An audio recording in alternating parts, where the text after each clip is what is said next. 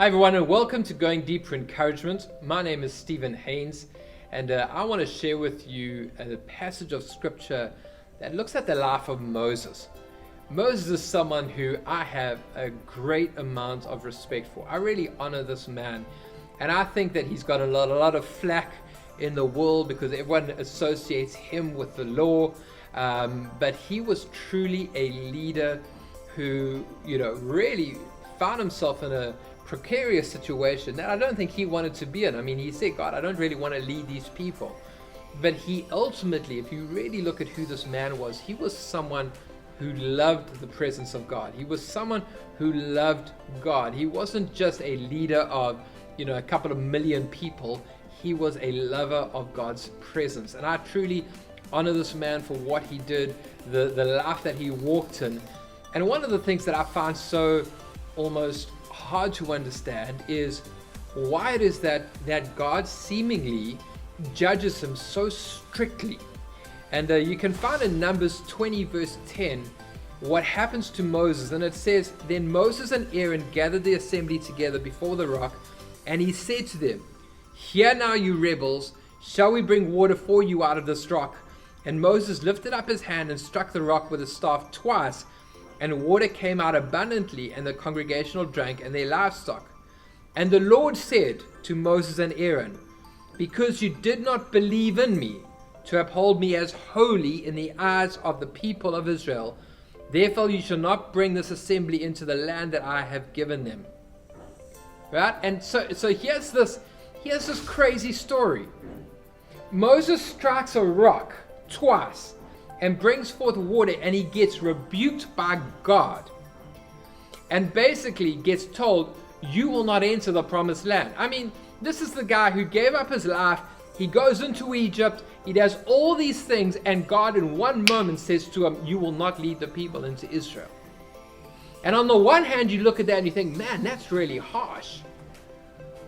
But one of the things you got to understand is that God had to reveal himself to the nation of Israel as a holy God. He is holy. And this was a group of people who they were starting to understand, how do we relate to this God?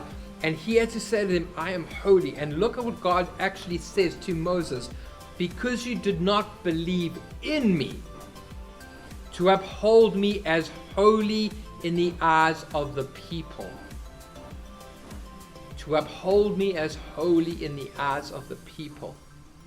And what happened was that Moses in that place got angry with the people. He says, Hear now, you rebels. Shall we bring water out from this rock? And what Moses did is, in that moment, he was actually using the supernatural to promote not just himself, but he's saying, listen, you rebels. And he wasn't doing out of a place of love or service. He was doing it as a way of, I'm better, let me promote this thing. And there was no faith and no love in that moment. And he had lost, in that second, he had lost his reverence and the holiness of God. And he wasn't doing it because it was God's heart. And I'm not saying this in a way to judge him, because as I said in the beginning, I have the hugest amount of respect for him.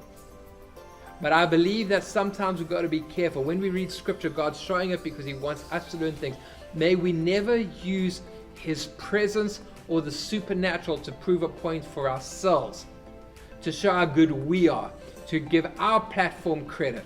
May it always be to serve people and show God's splendor, to show people how amazing God is. It's not about us. It's not about our pulpit. It's not about what we look like or our ministry.